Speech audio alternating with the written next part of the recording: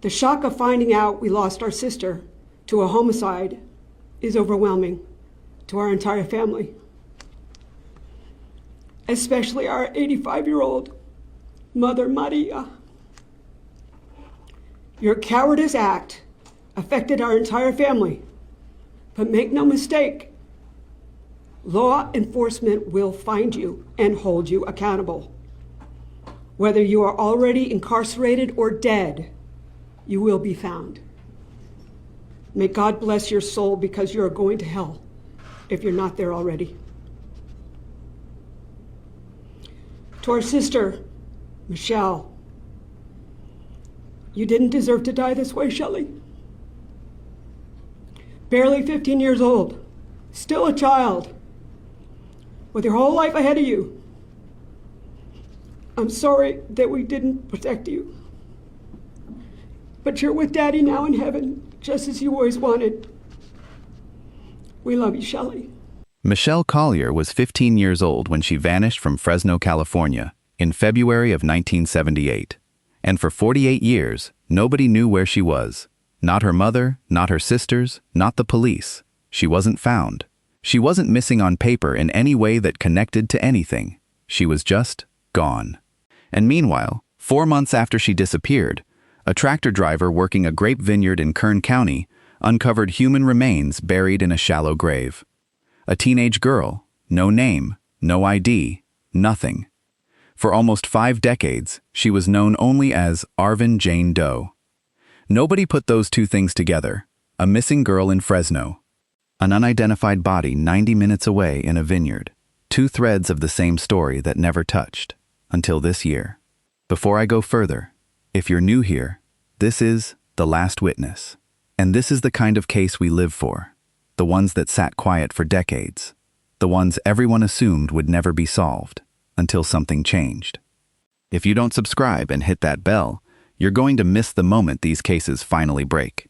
And trust me, you don't want to find out how this one ends from someone else's video. Okay, let's get into it. So let's go back to February 1978. Michelle Louise Collier is a 15-year-old girl living in Fresno. We don't have a mountain of detail about her day-to-day life from back then. That's actually part of the tragedy of this case. The records are thin, the era is thin, nobody was digitizing anything, nobody had a paper trail the way we do today. What we do know is that she disappeared from Fresno that month. 15. Just a kid, really. Old enough to have plans, dreams, a whole life mapped out in her head the way every teenager does. Young enough that none of it had happened yet. And here's the thing about 1978 that I need you to sit with for a second. There was no Amber Alert system. There was no national database for missing children. There was no viral social media post that could reach 1 million people in an hour. If a 15-year-old girl went missing in Fresno, the search for her lived and died with whoever was physically looking. Family, maybe local police, word of mouth. If the trail went cold locally, it just went cold. Period. That was it. That was the whole system. So imagine being her mother. Imagine being her sister. You wake up one day and your daughter, your little sister, is simply not there anymore. And every year that passes without an answer doesn't soften that. If anything, it calcifies it. It becomes this permanent, low hum of dread that never resolves. No funeral, no grave to visit, no answer to the only question that actually matters. What happened to her? Now, here's where the story splits, and where it gets almost unbearable if you think about it too long. 4 months after Michelle disappeared, in June of 1978, a tractor operator is working a vineyard near South Wheeler Ridge Road in Arvin, out in Kern County, and he uncovers skeletal remains. A body, buried in a shallow grave, out in the middle of agricultural land. The coroner's office gets involved. An autopsy is done. And here's the first gut punch of this case. The exact cause of death could not be determined from the remains, but the manner of death was absolutely certain. This was ruled a homicide. Someone did this to her. Someone put a 15-year-old girl in the ground in a vineyard and walked away. But nobody knew who she was. Investigators tried everything available to them at the time. Fingerprints? No match. Dental x-rays? No match. This was before DNA testing existed as an investigative tool at all. The technology to identify her simply had not been invented yet. So this girl, this real person who had a mother and sisters and a name and a life, became a Jane Doe, Arvin Jane Doe. That's what she was called for the next 48 years. Think about how heavy that is. Somebody's daughter, reduced to a location and a legal placeholder because the tools to give her back her name didn't exist.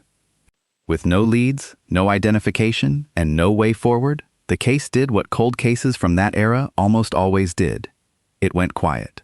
Michelle, or Jane Doe, as the system knew her, was eventually buried in November of 1978 at the Arvin Cemetery, still unidentified, because there was simply nothing left to do. Nobody could bury her under her own name, because nobody knew what her name was.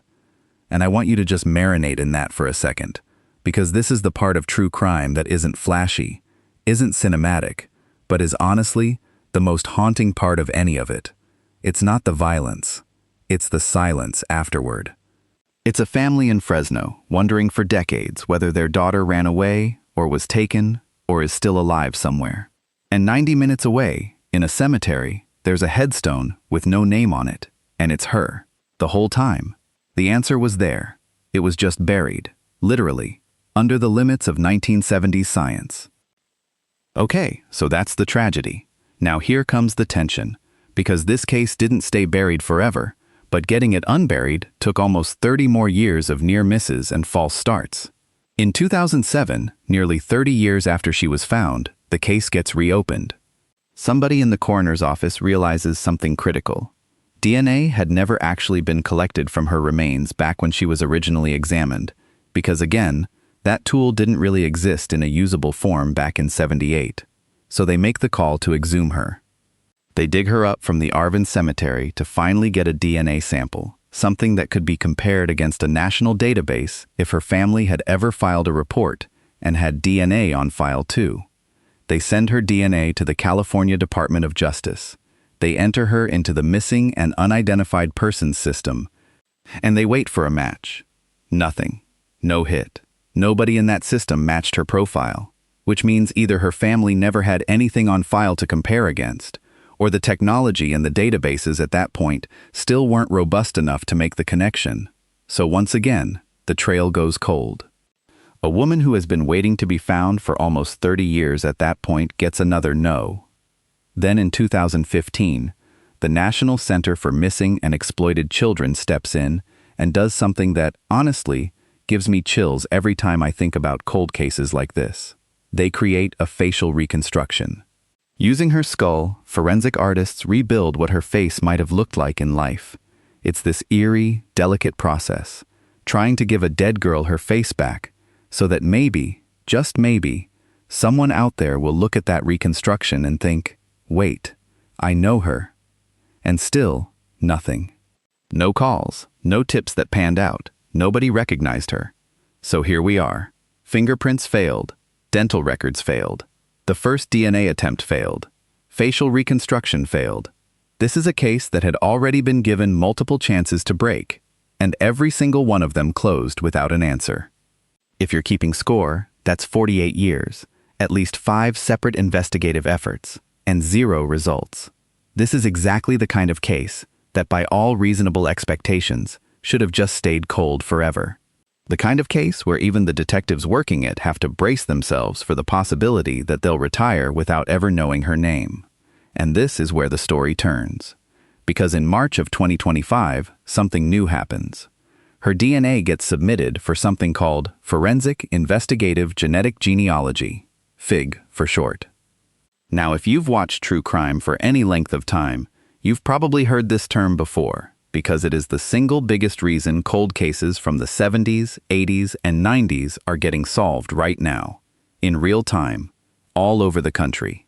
Instead of just checking a DNA sample against a criminal database looking for an exact match, genetic genealogy builds out entire family trees from tiny genetic fragments, third cousins, second cousins, distant relatives who submitted their DNA to ancestry sites for completely unrelated reasons, like finding out where their great-grandparents came from. And suddenly, those innocent little DNA kits become the thread that unravels a 48-year mystery. Her sample goes to a lab called Othram, a company that specializes in exactly this kind of forensic genetic genealogy work for unidentified remains. And in August of 2025, investigators get the news they've been waiting almost half a century for. A positive hit. A real, actionable connection. Not a maybe, not a partial, an actual genetic thread leading somewhere. From there, it moves fast, at least by cold case standards. Detectives use that genealogical information to work backward and identify potential relatives. And it leads them, almost unbelievably cleanly, straight to a family. Detective Ashley Thompson, with the Kern County Sheriff's Office, would later describe it as a match close enough that they could identify potential siblings almost immediately. They tracked down the most direct possible connection they could hope for, her mother. In October of 2025, DNA from the woman believed to be her mother is compared directly against the remains, and it confirms it. The Jane Doe who had been sitting in an unmarked grave since 1978, the girl who survived fingerprint checks, dental exams, a full DNA database search, and a facial reconstruction without anyone ever recognizing her. She has a name. Michelle Louise Collier, 15 years old, from Fresno. Missing since February of 1978. 48 years. That's how long it took for the world to catch up to what her family already knew in their bones. That she never just disappeared.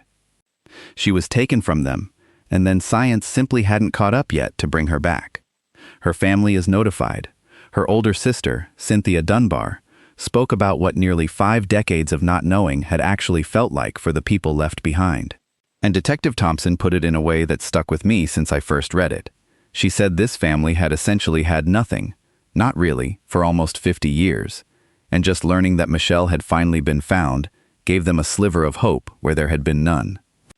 And I think that's worth sitting with, because we tend to think of solving a cold case as the finish line. Case closed, roll credits. But for a family, identification isn't the end of anything.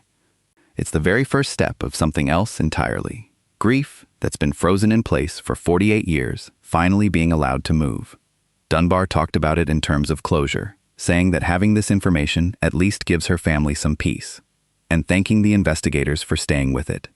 Because now, finally, they can bring Michelle home and give her the burial she should have had in 1978, under her own name, surrounded by people who actually knew who she was. But, and this is important, identification is not the same as justice, not even close. Because here's what we still don't know. We don't know who killed Michelle Collier. We don't know why.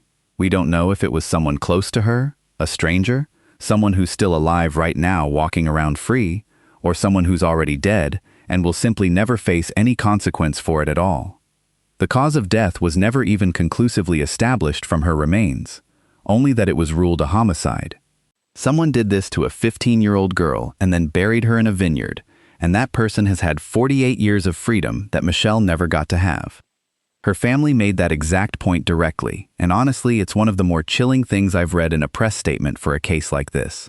They put out a message aimed squarely at whoever is responsible, essentially saying that the cowardice of what was done affected their entire family, but that law enforcement will find them and hold them accountable, whether that person is already incarcerated somewhere else or already dead. That's not just grief talking. That's a family drawing a line and saying, this isn't over just because we finally have her name. And that's exactly where this case sits right now. The identity is confirmed. The investigation into who actually did this remains fully open and active. Investigators have said they still don't know the circumstances surrounding her death, which tells you how much work is still ahead. If you know anything at all, about a 15-year-old girl going missing from Fresno in February of 1978, or anything connected to a body found in an Arvin vineyard that June, the Kern County Sheriff's Office wants to hear from you.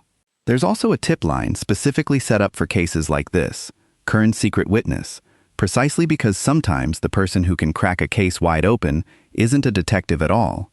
It's someone in the community who's been sitting on a piece of information for years, maybe not even realizing how much it matters. So here's what I keep coming back to with this one. Somebody, somewhere, has known something for 48 years. Maybe they didn't know her name either. Maybe they buried this memory the same way she was buried, quietly, without ceremony, hoping it would just stay under the surface forever. But it didn't stay buried. Science eventually dug it back up. So I have to ask you, what do you think happens to a person who carries a secret like this for almost half a century? Do you think guilt like that actually eats away at someone over time? Or do you think some people are simply capable of living a completely normal, untroubled life while carrying something like this the entire time? And if you were the one holding a piece of this puzzle, even a small one, even something that seemed insignificant back in 1978, would you come forward now, knowing that this family has already waited 48 years for the truth? Let me know what you think in the comments, because I genuinely want to hear how you're processing this one. And if this case got to you the way it got to me, do me a favor, subscribe to The Last Witness and hit that bell icon, because we cover cases exactly like this one, cases that sat cold for decades until someone refused to let them stay that way. Michelle Collier waited 48 years just to get her name back. The least we can do is keep saying it. Thanks for watching, and I'll see you in the next one.